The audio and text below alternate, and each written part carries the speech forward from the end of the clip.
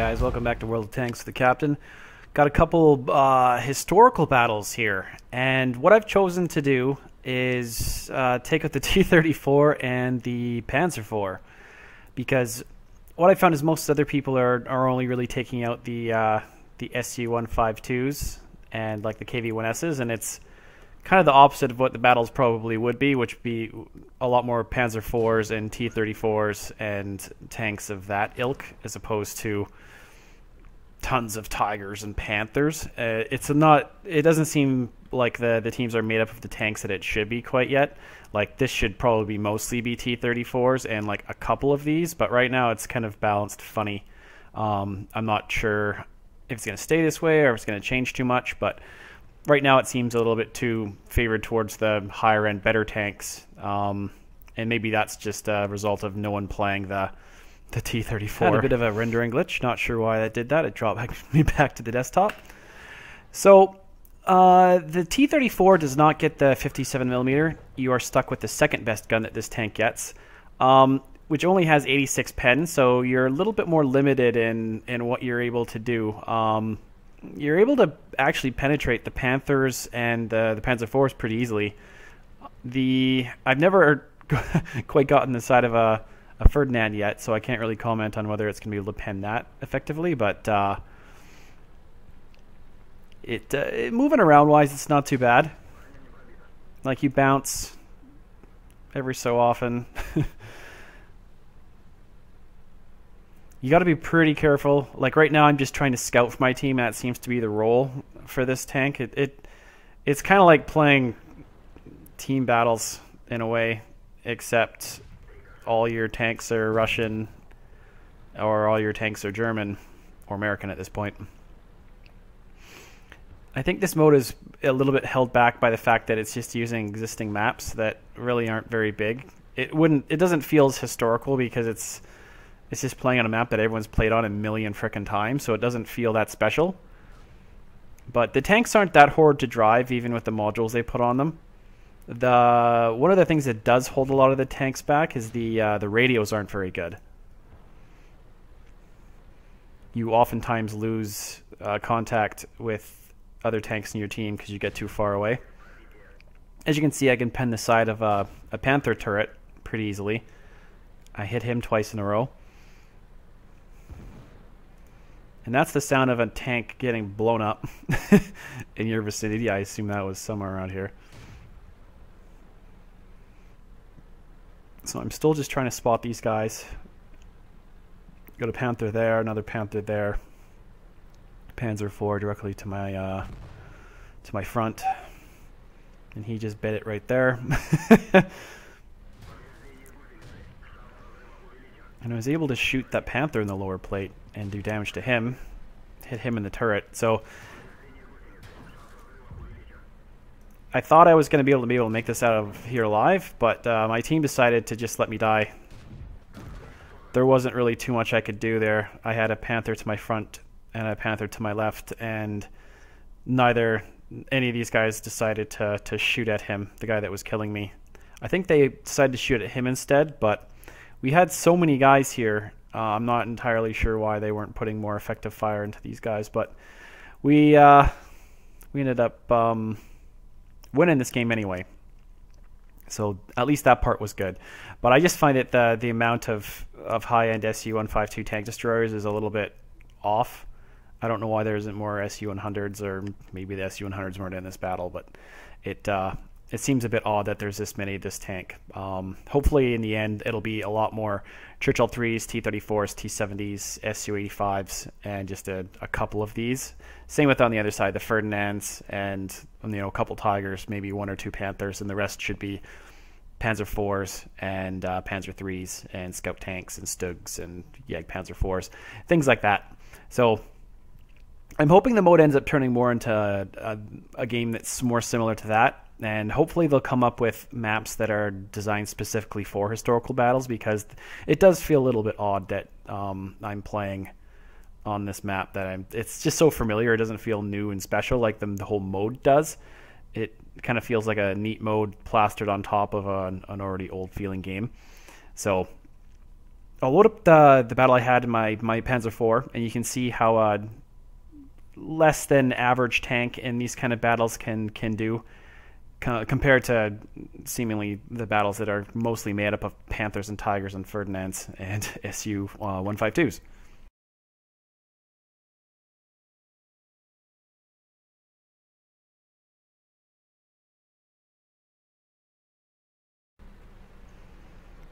Here I am in the Panzer IV-H, which now has the side plates, the Schürzen as it's called. I'm going to head over to the other side of the tracks and try and snipe up from the side of this hill into the middle area over here. As you can see on my team, we have 3 Ferdinands, 3 Tigers, and we got 2 Panzer IV-H's on their team. A whole schwack of Su-152 tank destroyers, and then 4 heavy tanks, well, 5 heavy tanks if you count the Churchill 3 with the KV-1S's, 2 medium tanks, and then 2 more tank destroyers. So we're really outgunned in this fight. They have pretty much twice as many tanks as us and a lot more firepower.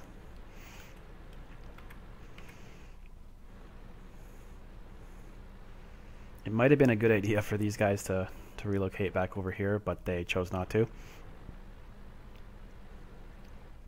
I do find that the L48 on this gun is, on this tank, is better than what you get in the T-34.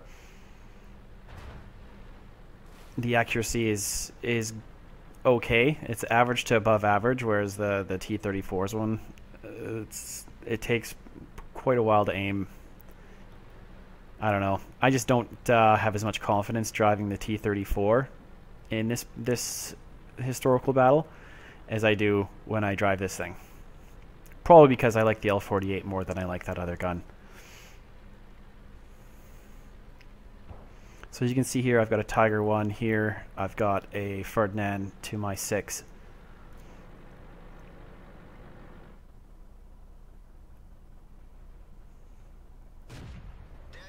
Just trying to put a shot into that KV-1S, but it did not go.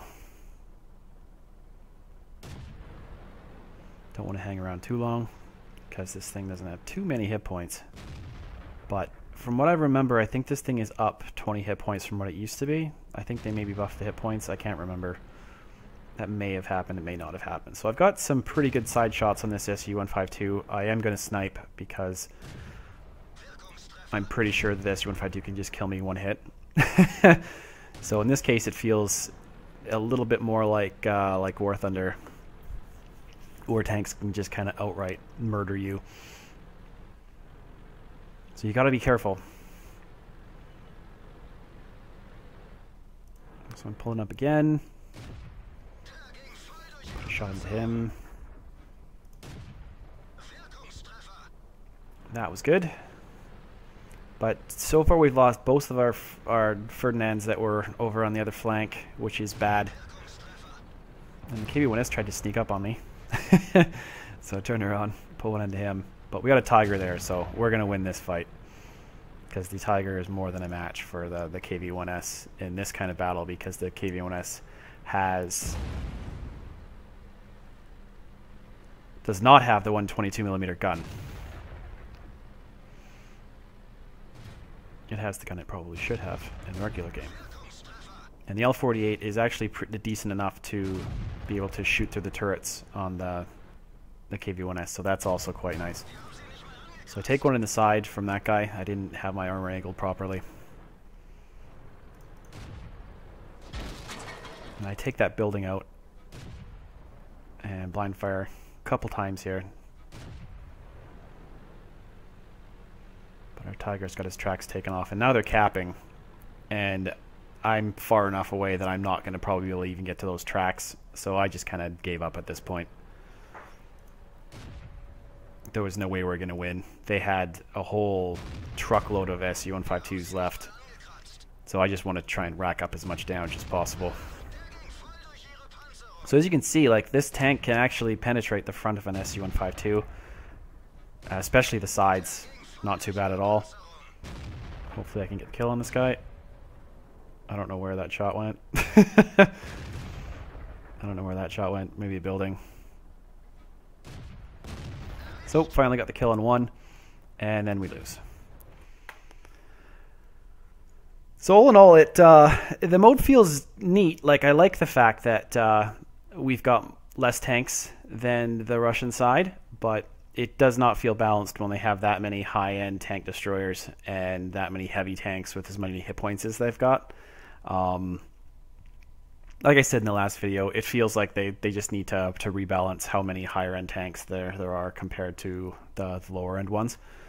But I don't really find that I'm at too much of a disadvantage driving a Panzer IV as opposed to a Panther. It's pretty fun. The tank looks neat. It does benefit a little bit from these side skirts.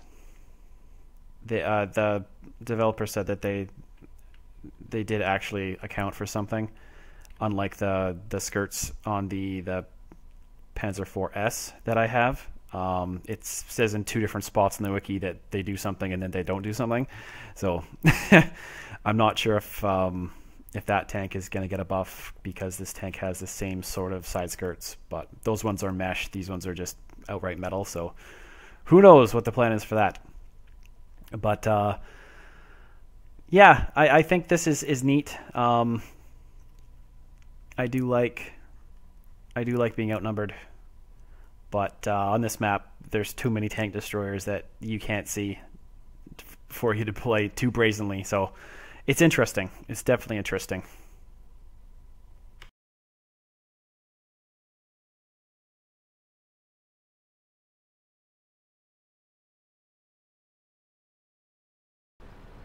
Just quickly going to show you what the new Panther looks like in the game.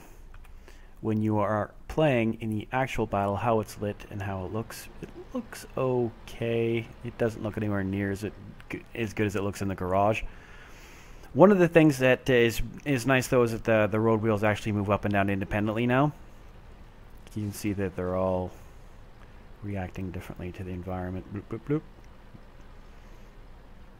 I actually played a game called Tank Domination on my iPad, and the tanks looked terrible, but they actually had independent road wheel stuff when you were driving over logs and anything else, and that game looked awful with really bad physics and stuff, but it at least had that, and I'm kind of wondering why that didn't translate over into World of Tanks physics, because if that game had it, I'm kind of wondering why this game doesn't have that until now. It's a bit odd to me. So let's just speed this up real quick. You can see a little bit more of it when I traverse over the side of this cliff.